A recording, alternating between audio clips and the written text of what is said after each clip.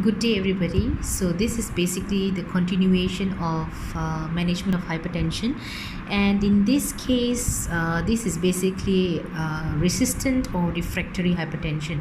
So, first of all, let's know what's the definition of resistant. So, resistant hypertension is basically an uncontrolled hypertension where their SVP and the DBP is more than 140 and 90 mercury, with good medical adherence while on 3 or 4 antihypertensive agents including diuretics in adequate doses. So which means this kind of patient, they are basically having high blood pressure level with good medical adherence, means that they are consistent with their medication intake, where they are at least on 3 or 4 antihypertensive agents, which could be A, B, C, D, or A, C, D, and they are on adequate doses. But why is this resistant hypertension is occurring? Because before we diagnose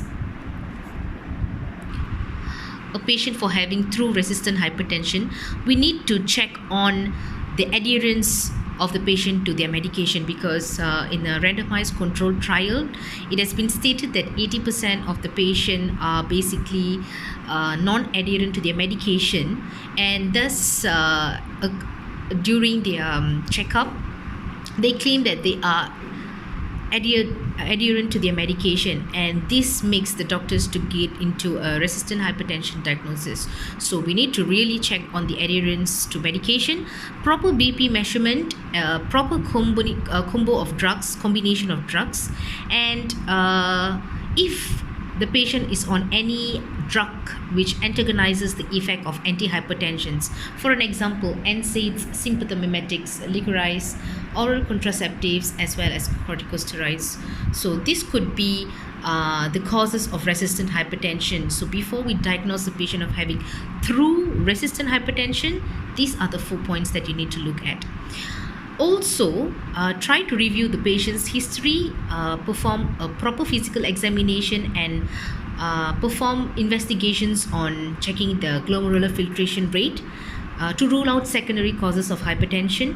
Also, ask the patient to measure their BP via home or ambulatory BP measurement, exclude secondary causes of hypertension. So these points are basically important in diagnosing resistant hypertension. So once the resistant hypertension management has already been made, how do you manage this patient? So a true resistant hypertension patient can be managed via non-pharmacological management as well as pharmacological management. In non-pharmacological management, is basically the same re-emphasization of the lifestyle modification, where patient needs to look into his salt intake, diet. If the patient is on any alcohol consumption, reduce it, and as well as smoking. So just re-emphasize the patient's lifestyle modification. However, for pharmacological management for resistant hypertension, fourth drug is added to the combination of renin activation system blocker, CCB, and as well as diuretics. So the most common diuretics that usually been prescribed in patients will be furosemide.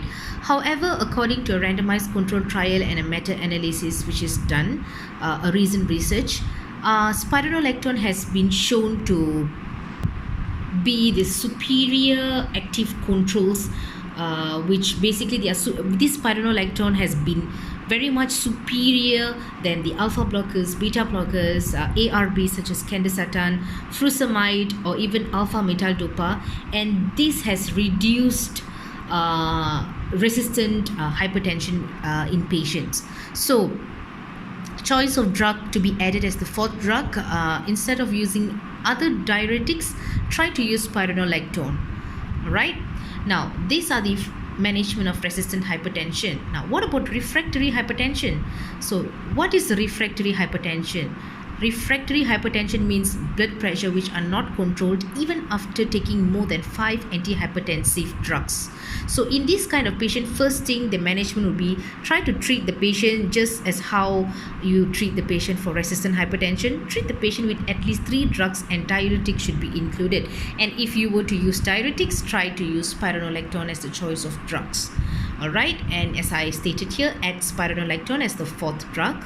Consider referring to device-based therapy in patients with true resistant and refractory hypertension. Now, talking about device-based therapy in patients with true resistant and refractory hypertension, there are at least 2 techniques that has been recently been evaluated in patients to treat patients with true resistant and refractory hypertension. So one of it is basically a percutaneous transluminal radiofrequency sympathetic denervation of the renal arteries, which is known as RDN. And another one would be carotid baroreflex activation. However, these are the main 2 techniques that has been evaluated recently, and research is still ongoing. Probably I would do a small note on these 2 device therapy and how does it work to treat patients with resistant hypertension and refractory hypertension. Till then, these are the most the main important points, the most important points to know regarding your resistant and refractory hypertension. So if there's any questions, do DM me on my Instagram page or even on my Facebook Messenger. And till then, take care.